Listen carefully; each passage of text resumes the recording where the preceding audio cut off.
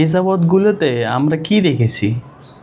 একদল আর এক দলের পিছনে লেগেছে, একদল আর এক দলকে তাদের শাসনের দ্বারা নির্যাতিত করেছে, বঞ্চিত করেছে, তাদের দলকে নিষিদ্ধ ঘোষণা করেছে, তাদের দলের নিবন্ধন পর্যন্ত কেড়ে নিয়েছে। তাহলে আজকে আওয়ামী লীগ যেরকম অনিবন্ধিত হয়ে আছে, নিষিদ্ধর পর্যায়ে পড়েছে, তাদের কর্মীদের মাঠঘাট ছাড়া করছে, ভবিষ্যতেও কি এরকম কিছু হবে না? দেখেন, রাজনীতি মানে একা রাজনীতি করে না। রাজনীতি মানে আশেপাশের যতগুলো দল আছে তাদের একটা সমতা বজায় রাখা, তাদের ন্যায্য অধিকার, ন্যায্য প্রাপ্যটা বুঝিয়ে দেওয়া। ঠিক এই রকমই একটা সাক্ষাৎকার দিয়েছেন জনাব তারেক রহমান প্রাইম ম্যাগাজিনকে।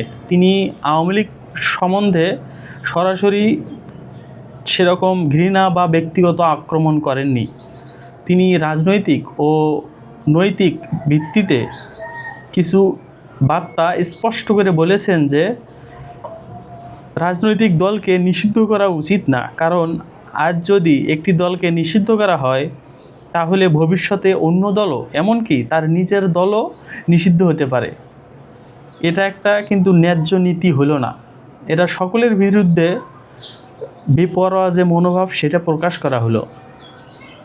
এবং ন্যায্যতা করতে হলে অবশ্যই একটা লেভেল প্লেয়িং ফিল্ড অনুসারে নির্বাচনকে সকল দলকে অগ্রাধিকার দেওয়াটা উচিত বলে তিনি মনে করেছেন।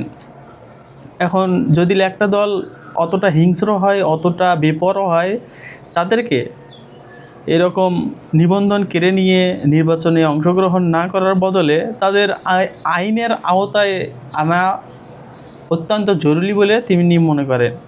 তিনি বলেছেন যে টাইম ম্যাগাজিনকে, যদি কেউ অপরাধ করে থাকে তাকে আইনের সামনে দাঁড়াতে হবে, কিন্তু রাজনৈতিক প্রতিপক্ষকে রাজনৈতিক প্রতিহিংসায় শাস্তি দিতে চাইলে তা দেশকে এগিয়ে নেওয়া সম্ভব হবে না, এবং সেখানে একটা দ্বিচারিতা মনোভাব থেকেই যায়। আপনি প্রথমেই যে বলছিলাম, রাজনৈতিক পক্ষপাতমূলককে রাজনৈতিক প্রতিহিংসায় যদি একটা শাস্তি দিতে চায়, তাহলে সেখানে অন্য প্রতিপক্ষ যে বঞ্চিত দল, তাকে যে ন্যায্য অধিকার থেকে বঞ্চিত করা হলো, এবং সেই দল ভবিষ্যতে যেও যে এরকম সহিংস্র আচরণ করবে না, তার কি গ্যারান্টি রাষ্ট্র দিতে পারবে বা সেই ক্ষমতাসীন দল দিতে পারবে? আর শেষে তিনি বলেছেন যে তারেক জিয়ার নিজস্ব একগুলো পরিকল্পনা আছে, সেগুলোকে বাস্তবায়ন করতে পারলে রাজনীতিতে সমর্থন পাবেন, এবং ইনফ্যাক্টলি আওয়ামী লীগ এর জনপ্রিয়তার সঙ্গে তুলনা করে জনগণই সিদ্ধান্ত দেবে এমন বার্তা সঠিক কিনা। তার পরিকল্পনা আছে, সেটা তিনি ব্যক্ত করেছেন তার দলকে নিয়ে। এখন সেখানে রাজনৈতিক যে একটা সমর্থন, জনপ্রিয়তার কথা আসে, সেখানে জনগণই সেই সিদ্ধান্ত দেবে তাদের দল কতটা জনপ্রিয় এবং সামনের নির্বাচনে জয়ী হয়ে আসতে পারবে কিনা।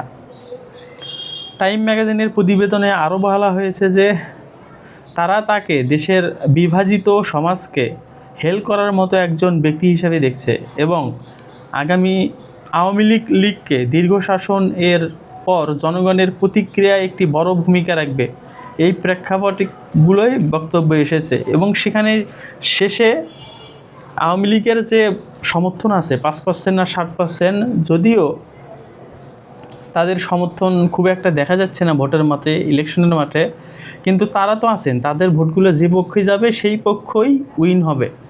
এবং আওয়ামী লীগ এই জুলাই যোদ্ধাদের যে একটা হিংস্রপনা দেখাবে না, তার কিন্তু কোনো গ্যারান্টি নেই। যদিও বা এখানে একটা সরকার গ্যাজেট প্রকাশ করেছে, সেই গ্যাজেট এই হিংস্রতাকে আটকানোর জন্য কতটুকু মনে করেন যে সাপোর্ট দেবে, বা নির্বাচিত দল এই গ্যাজেটকে কতটুকু সমর্থন দেবে জুলাই যোদ্ধাদের বাঁচানোর জন্য, তা উপরওয়ালাই জানে ভালো। কিন্তু এখন দেখার বিষয় হচ্ছে, একটা দলকে নিষিদ্ধ করে আওয়ামী লীগ যেরকম অনেকবার অনেক দলকে নিষিদ্ধ করে একা একা নির্বাচনের ডাক দিয়েছিল এবং সেখানে বিজয়ী লাভ করে নিজেরাই শপথ গ্রহণ করেছে, পরে সেই দলগুলো কি করেছে, রাস্তাঘাটে মিছিল মিটিং করছে, এবং শেষ পর্যায়ে 17 বছরের পর এরকম একটা গণ অভ্যুত্থানের শিকার হলো। তাতে কি হলো? ঠিক এই রকম বিপরীত, মানে উল্টাটাও ঘটতে পারে, কিন্তু এটা নিশ্চিত। এবং সেখানে আওয়ামী লীগ প্রতিপক্ষ হয়ে হানা দেবে, এটাও স্বাভাবিক। আপনার মতামত থাকলে অবশ্যই কমেন্টে জানাবেন। ধন্যবাদ।